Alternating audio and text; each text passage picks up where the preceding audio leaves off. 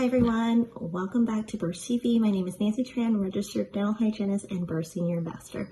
Welcome to my craft room. Today's topic, I wanted to give you guys some options for DIY ear saver remedies. So of course, it's been over a year now that we have been wearing our mask on a daily basis, and for some people we're actually double layering our mask, and after wearing it for about an hour or two, let alone wearing it all day for 8 hours, you're going to start to notice having little sore ears on the crown of your ear right here. So there's different things that you can do as far as making different little ear savers or hacking your PPE and your scrub caps to make it more comfortable for you to wear your PPE and your mask. So it's been about a year now that I started crafting and sewing. I started off purchasing my first sewing machine and sewing scrub caps and masks for my friends, family, and different healthcare professionals. I've done it and started exploring different things, and one of the most popular things that I do sell now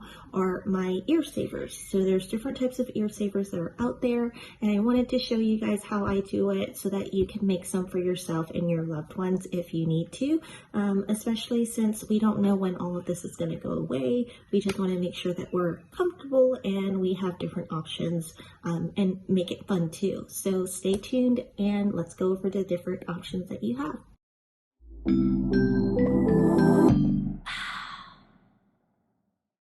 So let's just get the boring stuff out of the way. You have different options for ear savers, like these pre-made little ear saver tabs, and you can purchase a box. I believe I purchased a box of 50 or 100 on Amazon, and how this works is it's just a little plastic ear saver, and what you're going to do is you're going to hook it on one end of your mask, and you're going to go around the other end, and you would just wear it like this, and it takes the tension off of your ears completely. So you can adjust it however wide or tight you want. So this works for adults and kids too. And I thought this was really cool. So a lot of times if somebody just wants something simple, not too fancy, these are little cute plastic ear savers that you can purchase in bulk, and then removing them, it's nice and easy. So that's how it would work on the back of your head. And then, if you guys have not noticed, my little fancy pigtails here, I have them in low pigtail buns on both sides. You can wear your mask and wrap or loop them around your pigtails. So this is another alternative where it's a natural and free alternative to having ear saver remedies, and it does not put pressure at all on your ears. So this is nice because normally if you're working in pre-pandemic days, I would always have my hair tied up, so you can just wear and wrap your loops or your face mask around your little low bun or your little low pigtails, and they work perfectly fine. And even if I decided that I want to wear a scrub cap, the scrub cap would go over perfectly fine too.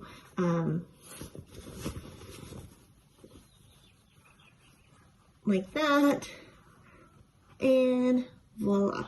So now that I have my scrub cap on, that takes us to the next topic. So scrub caps, normally when I make my scrub caps for people, I would sew in fixed buttons on both sides.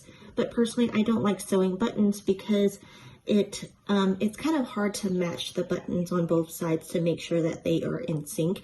And then sometimes you sew the buttons either too high or too low, and everybody's head fits differently. So I decided to make magnetic buttons. Magnetic buttons are nice because when you wear them, the person can have a preference of putting it where they want the buttons to sit. So you can do low or you can do high. So today's segment, I'm going to be showing you guys how to make magnetic buttons, how they work, and I've had a lot of great feedback coming back from surgical nurses who wear them all day and it holds up. So I wanted to share that ear saving remedy with you guys so that you can do it yourself and just kind of see what works best for you. There's always different fun options. You have the plain magnetic buttons, which is a magnet that goes on the back of a regular sewing button.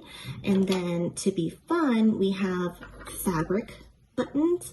And what this is just covered, fabric covered little metal tin buttons that you pretty much wrap and encase the fabric over these little metal buttons here. And then same thing, we attach a magnet to the back of it. Another ear saving remedy option is the fabric ear tabs. So I've had a lot of parents who wanted more spunk in fashion when they're wearing their masks. So sometimes they'll ask me to make a matching fabric ear saver button, and it attaches to the fabric and they'll have their matching mask, and the same thing, it works the same way as these little tabs here. So those are cool, fun options as well. I'll go ahead and show you guys how we make the magnet buttons, the custom fabric buttons, and if you guys have any questions, we can talk about it in the comments, and stay tuned. Okay, so we're going to start off with our regular buttons. You're going to need your 25mm buttons. So these are 1 inch. You can go up to 32mm. Now that we have our buttons, we want to make sure that we have these magnets that go on the back of them. These are called badge magnets. You can find them on Amazon, and of course super glue. So I find that whatever super glue that you decide that you want to use, the more gel-like texture works best because it gives you time to actually move the magnet around and actually fuse it down versus the liquid, because that can be a little runny and get messy. So it gives you some working time when you work with the gel. So I got the Gorilla Glue, the brush and nozzle, because you can either use the tip to apply it, or you can open it kind of like a nail polish bottle and brush the glue on. And the unique thing about these buttons is because there's holes in them, you don't want to over apply the glue on the back of these magnets, because then it'll seep through the holes and it'll mess up your buttons. Another thing too is these come with an adhesive back. When I first started making these buttons, I just peeled the sticker off and put glue on this foam part, but I noticed that as you start to wear them, the foam part will actually peel off. So in order to really get good, long-lasting buttons, you want to make sure that you actually remove all of that foam sticker off. And then you're going to apply your super glue to the back of the magnet. So this is what it looks like once you remove the foam. I am going to do a quick brush style so that you can see it a little bit better.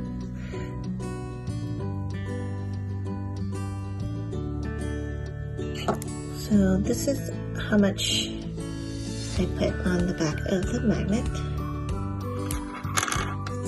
and then you're just going to apply it right down the center of the button, and it really is up to user preference of which side you want to apply it on.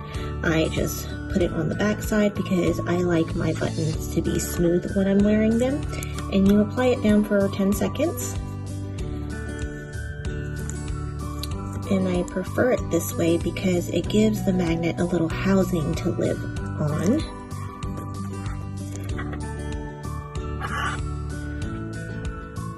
So that it's easier to take on and off without losing the magnet. And then this is the other one. And just apply pressure for 10 seconds.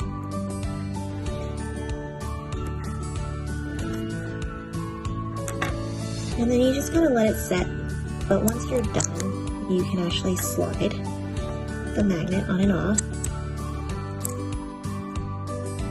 And that gives you some ear-saving support.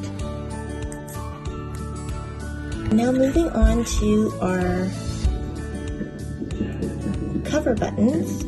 So your cover button set, if you buy it as a kit, it will give you a little measuring card, and then it also gives you a little template of how big of a circle you need to cut your fabric. So instead of cutting the original template, I went ahead and cut it on a piece of cardstock, and I cut my 2 fabric pieces to match the template.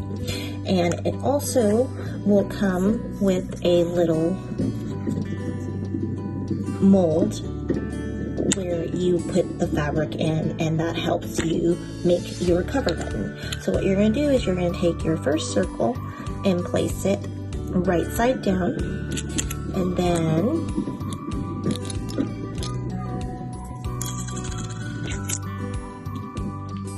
you have your button, and you're just going to push it down in the center, and then you fold all of the extra into the middle.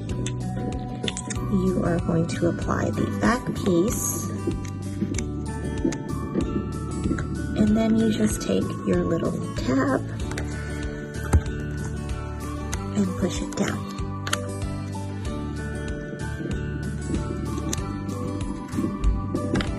And then you have a cute little fabric button.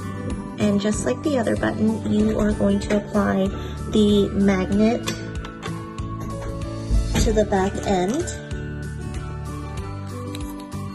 and when you're done, they are going to look like this. That way, when you wear it, the magnet slides on it. So again, we're going to do it again on the second piece. Your circular fabric, right side down.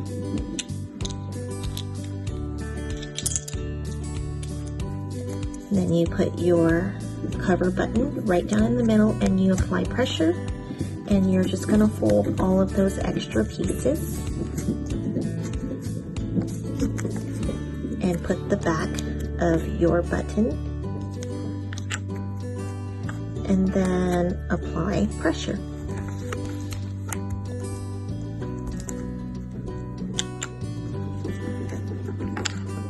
And you have another beautiful set of fabric buttons. And these are personally my favorite to do because Brookline, my daughter, who's 5 years old, she actually enjoys helping me do these. But with these being 1-inch cover buttons, the fabric has to be a pretty small print in order to capture the design. So you can't use anything that's too big, because then you won't capture the entire design on the button. So that is it for the DIY of the magnetic buttons. I personally love it because you can get really creative with what type of fabric you want to do with it.